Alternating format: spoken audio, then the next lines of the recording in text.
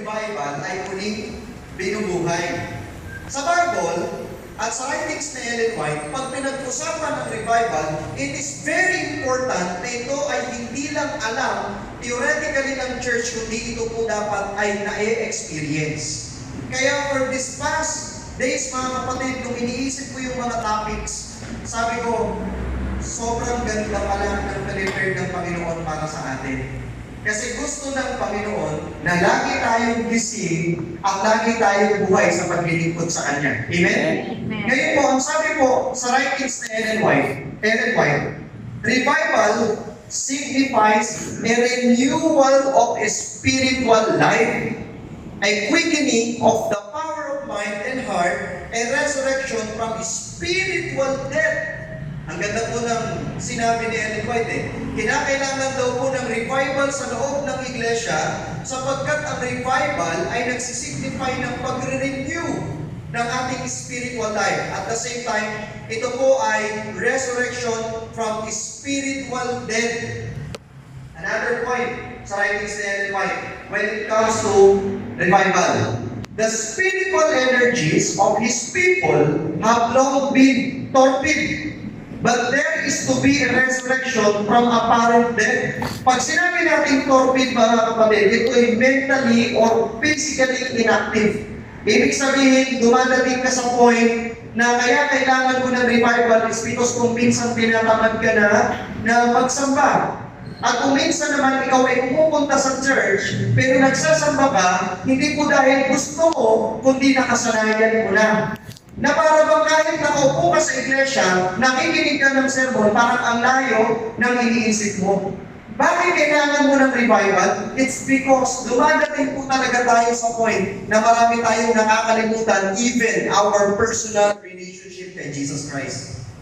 Alam niyo po, in the book of Ephesian Church, ang Ephesian Church, historically nag-exist po siya talaga sa Asia Minor. Ang Ephesian Church, nagsisignify din o naglalarawan ng first century experience of the first Christian. Alam po ninyo mga kapatid, itong Ephesian Church, sila po ay mga debatidor. Sila po ay magagaling verse for verse, letra for letra sa banal na kasulatan. So, ibig sabihin, technically, pag sinabi natin at narinig natin debatidor, magaling sa salita, magaling sa Bible, ano po naiisip natin mga kapatid? May magandang relationship. Tama?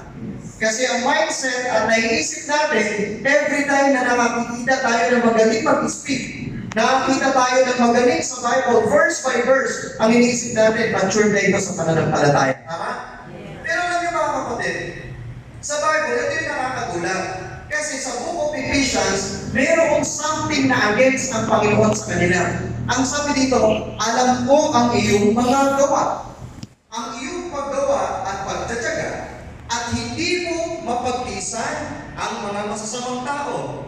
At sinubok mo ang mga nagsasabing sila'y mga apostol. Mga debater kasi ito Matatalino ito pagdating sa scriptures Ngunit sila'y hindi gayon. At natuklasan mo silang pawang mga sinungaling. Just imagine mga kapatid, itong mga taong ito sa lugar ng Ephesians, itong mga believers na ito, pag may nakita silang faking mananampalataya, sinusubukan nila at kapag tinest nila, nakita nilang mali, pinapalis nila. Ganun po ang katangian na ito ng iglesia nito. Pero sabi dito, alam ko, ikaw ay mapagtiis. Magandang mga salita. Pagtitiis at nagsikap ka dahil sa aming pangalan at hindi ka napagod. Ang ganda po, tama, mga kapatid? Pagdating sa mensahe sa mga Epeso o taga-Epeso, napakaganda ng mensahe. Pero just imagine mga kapatid sa verse 4, ngunit ito ang hindi ko gusto laban sa iyo. Iniwan mo ang iyong unang pag-ibig. Akala ko ba first love never dies? Mga kapatid, just imagine, ang mga believers sa Ephesians, sila po yung mga aktibo pagdating sa gawain. Nakita natin na nandun ang terminology pagtitiis, nandun po yung pagtatyaga, nandun po yung kanilang pagpapatunay sa mga peging apostol, pero may problema. Ang problema mga kapatid, they forget their first love. Alam niyo po kung sino yun? Wala pang iba yun, kundi ang ating Panginoon. Amen? Amen. Ngayon, ibig sabihin pala, pwede palang dumating sa point na kahit magaling ka sa Bible study, magaling kang mag-speak, magaling kang mag-discuss, marunong ka kuminatis ng tao, magaling kang makipagdebate, posible pala na yung galing mo, hindi yun yung basihan ng relasyon mo kay Kristo. Tama mali? Tignan po ninyo mga kapatid. Therefore, we can conclude na may dalawa palang categories na kinakailangan po ng revival sa loob ng church. Number one, of course, given na may mga inactive sa loob ng church, may mga inactive pagdating po sa ministry, pero wag din po natin kakaligtain na meron po palang active sa ministry, pero hindi nila alam kung ano ang reason kung bakit sila active sa loob ng iglesia. That is why, necessary po pala mga kapatid, ang revival, it's because marami sa loob ng iglesia na nakasanayan na lang magsimba, nakasanayan na lang umupo, nakasanayan na lang natawaging Seventh-day Adventist. Kung minsan nagpipray, kung minsan po nagsasalita, pero hindi natin ramdam at nadadanas kung ano talaga ang gawain ng banal na Espiritu sa ating pong mga buhay. The question is, mga kapatid, do you still remember the time when you were baptized? Naalala ko ba yung mga time na nilubog po kayo sa tubig? Alam niyo po, yung na-experience ko to, sabi ko nga po noon, hindi ko po totally ramdam yung aking baptism. Naramdaman ko mga kapatid yung conversion sa proseso na after baptism. Kasi sabi lang sa amin ni Papa, kung hindi ka magpapabaptize, pwede simula ngayon, wala ka ng allowance. Magpapabaptize mo. I remember that time, mga kapatid, ako po ay nabaptismo ni Pastor Snyder. Don Snyder. Siya po ay Amerikano.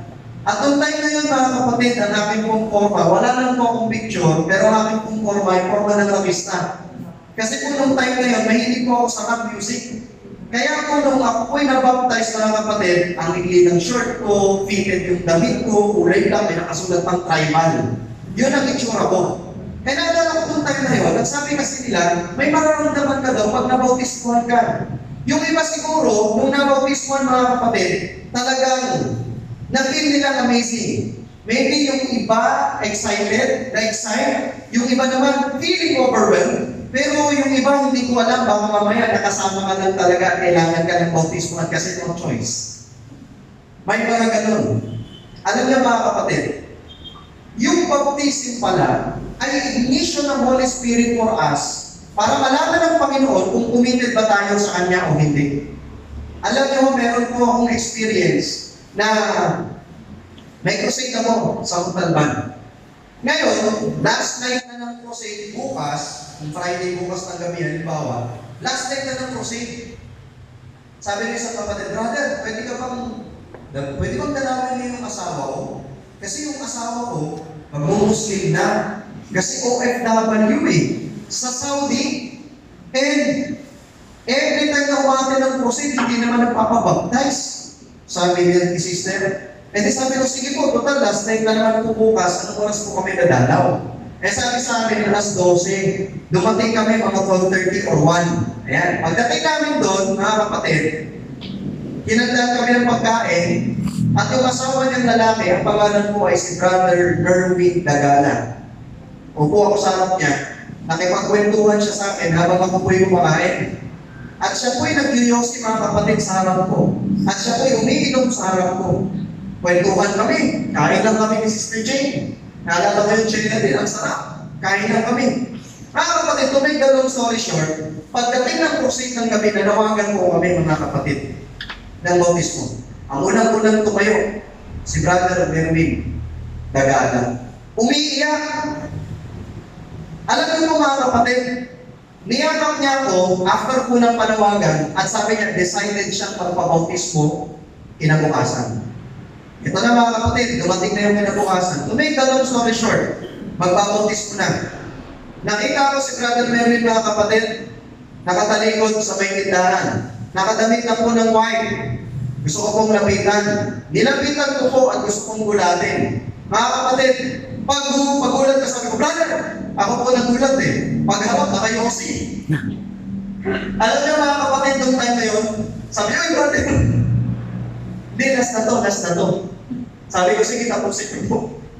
So, dumating yung time nung siya po'y nabautisman mga kapatid. Pag-ahon po niya sa tubig, niyakap po niya ako. At umiyak din po ako.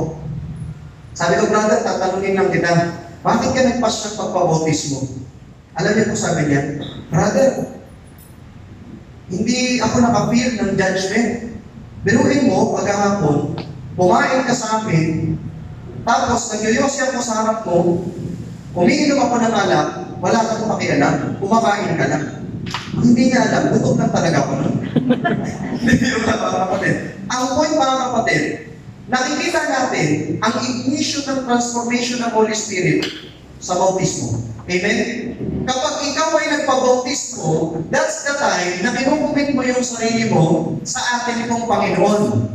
Ngayon, ang sabi mo mga kapatid ng mga motivational words na nakita ko, when you feel like quitting, remember why you started.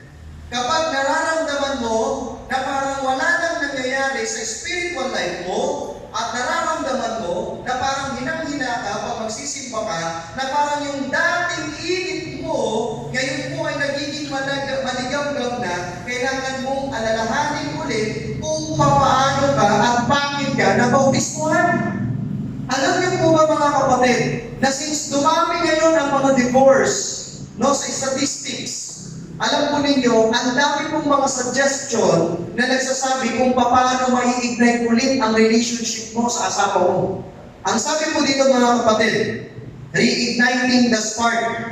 Ayan, sabi po dito mga kapatid, reigniting the spark. Ang isa po sa suggestion dito, reminisce about your favorite memories together. Halimbawa, kapag nakikita mo na parang hindi na kayo masyadong malambing, no? Dati kapag tatawid, aalalayan ka kung ikaw yung babae, sasabihin sa'yo ng asawa mo, sweetheart, dyan ako sa kanan. Para at least kung mabangga, ako una. Di ba? Eh ngayon, nakikita nito na wala yung lalaki. Bilis-bilisan mo, pag nasagasaan, patay ka dyan. Tama? Alam niyo mga kapatid, for us to reignite our relationship, ang sabi po dito mga kapatid, this can be a super easy conversation to start. Simply say, remember the day we met, and go from there.